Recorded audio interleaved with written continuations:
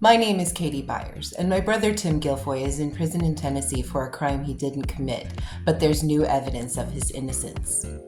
As I covered in parts 1 through 12, Tim was convicted in 2011 in Nashville of touching 2 girls and sentenced to 40 years in prison. But this past January in 2024, one of those girls came onto Facebook and admitted the story told to the jury never happened. Please watch my other videos for more details. As those of you who have been following Tim's story already know, Tim had an important hearing about his new evidence last Thursday, May 29th in Nashville. Overall, the hearing went very well, although it wasn't the hearing we were expecting. I want to thank everyone who showed up at the hearing. We had a good crowd of supporters who took their valuable time to come and stand behind Tim and see how the process really works. We are very grateful that Steph from Steph's Case Files came all the way to the hearing to hear what the state had to say about the new evidence of Tim's innocence. She made a great video about the hearing, and I encourage you to watch the whole thing. Right now I'm going to play for you a clip from that show, and then after I will explain just a little bit more. But the whole thing is so layered, it's impossible to get into it here. That's why I want you to go watch the live interview that I done with Tim's sister. But last Thursday, we went to court.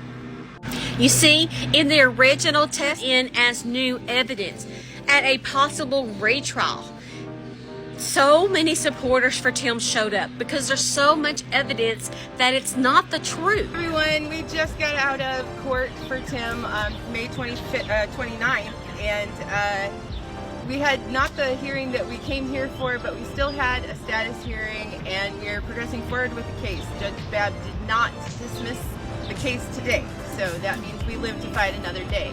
That day right now will be Monday, June 30th and Tuesday, July 1st. That is when she has set an evidentiary hearing to hear witnesses. We're still not out of the woods by any means, but all of these wonderful people came today to support Tim. This is a fraction of who Tim has behind him. If you go into this case, you find out really, really quickly what kind of injustice happened to Timothy Guilfoy. Timothy Patrick Guilfoy of St. Louis, Missouri. Make sure you got the right Timothy Guilfoy, because there's actually more than one. This one, Timothy Patrick Guilfoy from St. Louis, Missouri, is innocent, 100% actually innocent. Hopefully we will get our chance on Monday, June 30th and Tuesday, July 1st to prove it in a court of law and get him home. Thank you, everybody.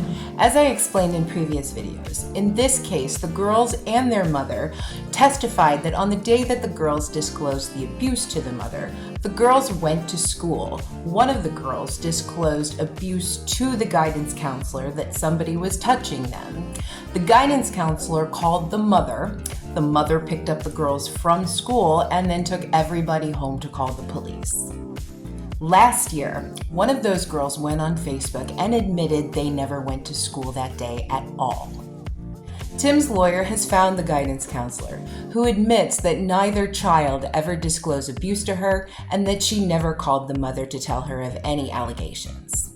They made up the entire story under oath. At the hearing last week, the state tried to argue that the new evidence doesn't prove my brother's innocence. They claimed that it was no big deal that all 3 of these witnesses completely lied in this trial under oath. His main argument is that the conviction should be upheld to respect the finality of the verdict. Those of you who follow cases of wrongfully convicted people will recognize this as the last resort of a prosecutor that has just a bad conviction. It's essentially saying that people don't like things overturned even if the person is innocent. So let's keep him in prison because it's just too much trouble to get him out.